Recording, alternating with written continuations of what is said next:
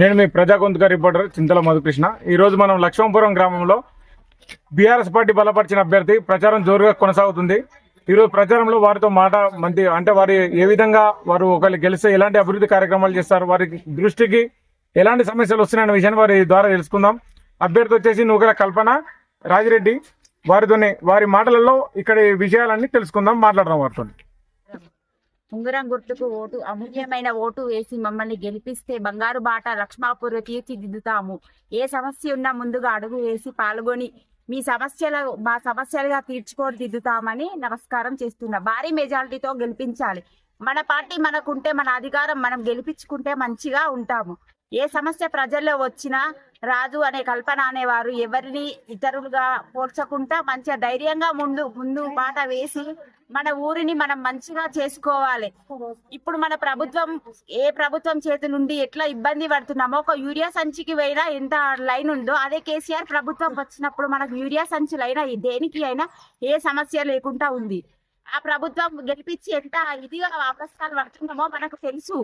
గెలిచిన వెంటనే ఈ రోడ్డు, అన్ని మినీ బస్ స్టాండ్, సీసీ కెమెరాలు, మన ఊరిని మనం చాలా అభివృద్ధి చేసుకోవాలి. అలా చేస్తేనే కదా మన ఊరికి మన సర్పంచ్ వచ్చిందని అభ్యర్థంలో తెలిసేది. ప్రభుత్వం కాంగ్రెస్ వచ్చి ఎంత ఇబ్బంది పడుతున్నామో తెలుస్తుంది. మన కేసీఆర్ ఉన్నప్పుడు రుణమాఫీలు, యూరియా సంచులు దేనికైనా మంచిగా ముందు ఉండి చేసినాం. ఇప్పుడు కాంగ్రెస్ ప్రభుత్వం వస్తే ఎంత ఇబ్బంది పడుతురో తెలుస్తుంది. ఒక యూరియా సంచికి ఒక మనిషి ఒక రోజు పోతే కూడా వస్తలేదు. మన ప్రభుత్వం మనకు వచ్చింది అనుకో, యూరియా సంచికి దేనికి ఇబ్బంది ఉండదు. ఏ లోన్లు అయినా మాఫీ కాలేవు. అందరి ప్రభుత్వం వచ్చి మన కేసీఆర్ ప్రభుత్వం ఉన్నప్పుడు మాఫీ అయినాయి. లక్ష్మాపురం గ్రామ ప్రజలకు పేరు పేరున ధన్యవాదములు.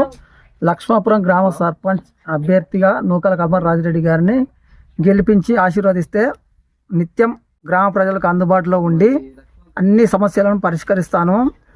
లక్ష్మాపురం గ్రామాన్ని పూల బాటలో నడిపిస్తాను. సర్పంచ్ కావడం నా ఉద్దేశం ఏమిటంటే, ఊరి మీద ఒక రూపాయి కూడా తినకుండా ఊరి కోసం సేవ చేస్తాను. నన్ను సర్పంచ్గా గెలిపించిన ప్రజలందరికీ 5 సంవత్సరాల కాలంలో నేనేందనేది చూపిస్తాను. సర్పంచ్గా గెలిచినాక నేను గ్రామంలో డెవలపింగ్ భాగంలో సీసీ కెమెరాలు, బండనగరం నుంచి కేసిరెడ్డిపల్లె వరకు బీటీ రోడ్డు, సీసీ రోడ్లు, డ్రైనేజీ, మినీ బస్ స్టాండు, గ్రామ పంచాయతీ అభివృద్ధి, నూతన గ్రామ పంచాయతీ కార్యాలయం, ఇవన్నీ నేను గెలిచిన వెంటనే ఖచ్చితంగా ఏర్పాటు చేసి ప్రజలకు అండగా ఉంటా. ఏ సమస్య అయినా అన్నా అని నేను ప్రజలకు ముందు ఉంటా. ఏ సమస్య వచ్చినా ఆ సమస్యను పరిష్కరించడానికి నేను ముందుంటా. కాబట్టి నా ఉంగరాన్ని గుర్తుకు ఓటేసి భారీ మెజార్టీతో గెలిపించాలని గ్రామ ప్రజలను కోరుచున్నాను.